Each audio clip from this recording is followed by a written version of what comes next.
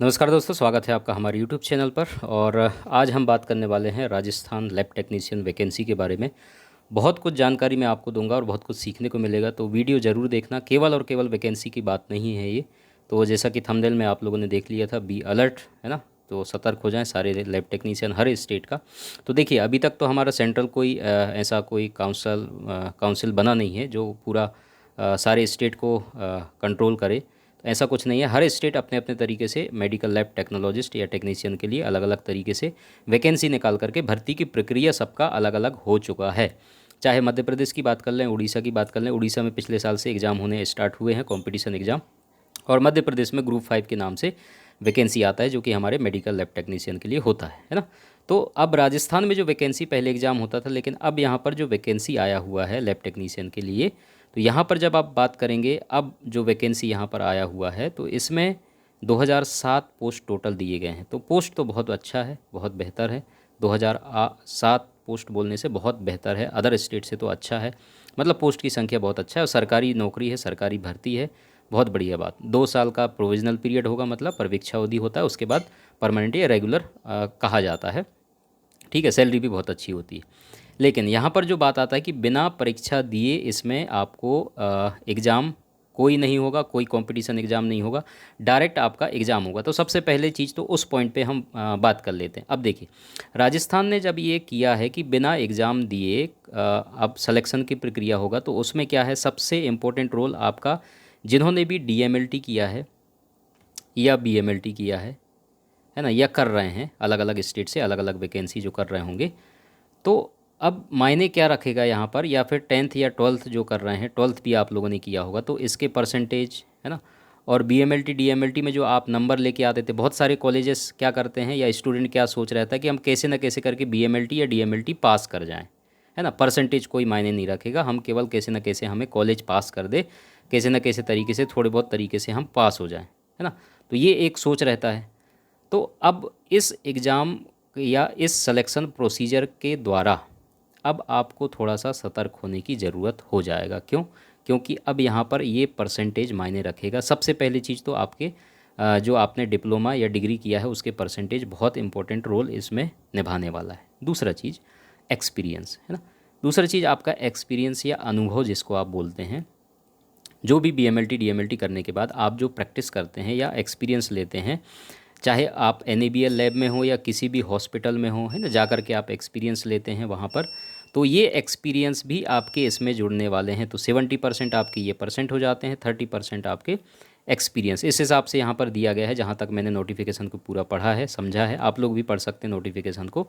तो अगर ऐसा है तो अब सतर्क होने की ज़रूरत है, जितने लोग बीएमएलटी डीएमएलटी कर रहे हैं। तो क्योंकि इस कोर्स को करने के बाद अगर राजस्थान इस तरीके से आपका भर्ती प्रक्रिया कर रहा है कि आपका एग्ज़ाम नहीं होगा, डायरेक्ट आपके परसेंटेज के बेस पे आपका उसमें मेरिट लिस्ट निकाला जाएगा। और दूसरा चीज़, तो इसमें तो आपको फिर आपके एग्ज़ाम जो आप बीएमएलटी डीएमएलटी कर रहे हैं उसका बहुत अहम रोल हो जाता है। और दूसरा चीज़ आपका अनुभव का बहुत अहम रोल हो जाता है। ये दोनों के दोनों इसमें बहुत इंपॉर्टेंट रोल अदा करने वाले हैं, है ना। क्योंकि कोई कंपटीशन एग्ज़ाम या एमसीक्यूज़ के थ्रू जो एग्ज़ाम होते हैं अदर स्टेट में, वो यहाँ पर नहीं होने वाला। अगर सोचिए अदर स्टेट में अगर इसी तरीके से होने लगे तब क्या होगा। तो मैं आपको केवल और केवल नोटिफिकेशन नहीं समझाना चाह रहा हूँ, केवल आपको सतर्क होने की ज़रूरत है कि आप जो पढ़ाई करते हैं, किसी भी कोर्स को आप करते हैं, चाहे बीएमएलटी हो डीएमएलटी हो, तो आपको उसमें अच्छे नंबर लाना भी अति आवश्यक हो जाएगा आने वाले समय में। इसके साथ साथ जब आपका कोर्स कंप्लीट हो गया तो कहीं ना कहीं आपको जॉब अच्छी जगह, प्राइवेट हो या गवर्नमेंट हो, एनएचएम के थ्रू, किसी भी थ्रू आपका पास अनुभव होना बहुत ज़रूरी है। एनएबीएल लैब में अगर अनुभव है तो और बेहतर है ना। ज़्यादा से ज़्यादा 200 बिस्तर से ज़्यादा अगर वाला अस्पताल है, उसमें एक्सपीरियंस होना तो और बेहतर है। तो इस तरीके से कोशिश अब आने वाले समय में करना पड़ सकता है। तो इसके लिए हमें हर स्टेट में हो सकता है अलर्टनेस की ज़रूरत हो, लेकिन अभी तो ऐसा बाकी स्टेट के लिए नहीं है, ये केवल राजस्थान के लिए। तो हम थोड़ा सा आपको अलर्ट करना चाह रहे हैं, जहाँ तक हमें लगा कि इसकी जानकारी आप लोगों को देनी चाहिए, तो बहुत ज़रूरी है ये। बाकी अदर स्टेट में तो एग्ज़ाम, क्योंकि एग्ज़ाम कराना एक अपने आप में बहुत बड़ा जो मैनेजमेंट हो जाता है किसी भी स्टेट के लिए। आप लोग देखते होंगे कंपटीशन एग्ज़ाम आजकल सब कुछ ऑनलाइन हो गया है। ठीक है, अरेंज कराना सारी चीज़, बहुत प्रोसेस रहते हैं उसमें। तो बहुत चीज़ें होती इसमें, सारी चीज़ें आसान तो नहीं होगा इसमें भी, लेकिन बहुत कुछ आसान हो जाएगा। क्योंकि एग्ज़ाम सेंटर और ये रोल नंबर, रिजल्ट, ये सारी चीज़ें करना है। इसमें केवल आपको फॉर्म फिल करना है, सारी जानकारी देना है, मेरिट लिस्ट आपका उसी आधार पे बनने वाला है। ये वैकेंसी कैटेगरी वाइज दिया है, ये तो सब राजस्थान वाले देख सकते हैं और ज़्यादातर प्रायोरिटी इसमें राजस्थान को ही दिया गया है, जहाँ तक हम देख पाएंगे उसमें आपको देखने को मिल जाएगा। क्योंकि राजस्थान का आपको काउंसिल मांगा गया है, पैरामेडिकल का होना ज़रूरी है, कंपलसरी है। राजस्थान पैरामेडिकल का काउंसिल हर स्टेट मांगता है ना, उसमें कोई दो राय नहीं है। और इसके साथ साथ बहुत कुछ जानकारियाँ ऐसे हैं जो कि राजस्थान के लिए ही बेहतर इसमें सूटेबल बैठ रहा है, जहाँ तक हम नोटिफिकेशन को पढ़ पा रहे हैं। आप लोग भी ये नोटिफिकेशन को पढ़ लीजिए कंप्लीट। जो राजस्थान से वो लोग तो आप लोग पढ़ ही लिए होंगे और समझ भी गए होंगे। बहुत सारे इसमें गाइडलाइन दिए गए हैं। और लैब टेक्नीशियन हेतु न्यूनतम शैक्षणिक योग्यता यहाँ पर आप देख सकते हैं। Senior secondary of science either biology और मैथमेटिक्स, है ना, equivalent with diploma in medical lab technician from institute recognised by the state government, central government, Rajasthan paramedical council. ठीक, ये पहला चीज़ शर्त हो गया। दूसरा क्या है, registration in Rajasthan paramedical council, ये होना चाहिए आपके पास है। और बाकी अधिमान योग्यताएं हैं, देवनागरी लिपि में हिंदी भाषा का ज्ञान, राजस्थान का संस्कृति का ज्ञान, शैक्षणिक योग्यता माध्यमिक शिक्षा बोर्ड राजस्थान के अनुसार समकक्ष होनी चाहिए। पैरामेडिकल काउंसिल जयपुर परीक्षा पंजीयन क्रमांक लिखना आवश्यक है। ये सारी चीज़ें आपको यहाँ पर मांगा गया है। काम की चीज़ मैंने बता दी है हर स्टेट को। अब इस सतर्क होने के, जो BMLT DMLT पढ़ रहे हैं वो भी, अगर आप वीडियो देख रहे हैं तो उन तक भी भेज दीजिए, वो लोग भी सतर्क हो जाएं। आने वाले समय में अच्छे से मेहनत करें, केवल पास होने के लिए ना पढ़ें। अब इस तरीके से अगर स्थिति बन रही है तब तो आपको अच्छे से मेहनत करने की ज़रूरत होगा। आयु की गणना भी यहाँ पर आप देख सकते हैं, सारे नोटिफिकेशन आप यहाँ पर देख सकते हैं। और आयु सीमा वगैरह सब बहुत अच्छे से दिया हुआ है। यहाँ कुछ एक्सप्लेन करने का ज़्यादा कुछ है नहीं, लेकिन टारगेट राजस्थान के लिए ही है मेरे ख्याल से। बाकी जो अदर स्टेट से फिल करेंगे वो जनरल कैटेगरी में आएंगे। और जो गाइडलाइन फुलफिल कर सकते हैं आप राजस्थान को, जो भी यहाँ पर चयन प्रक्रिया दिया हुआ है, देखो ये चयन नियम का न्यूनतम योग्यता हेतु निर्धारित शैक्षणिक परीक्षा व्यावसायिक परीक्षा के प्रतिशत प्राप्तांक, है ना, ये परसेंटेज जो है प्राप्तांक के औसत का 70% होगा। और अनुभव आधारित बोनस अंक जो है अधिकतम 30%, यदि दे है तो जोड़कर वरीयता के आधार पर किया जाएगा, है ना। तो ये है मेन पॉइंट जिसके आधार पे आपका सिलेक्शन होने वाला है। और तो ये अपने आप में बहुत बड़े सीख है बाकी स्टेट वालों के लिए भी।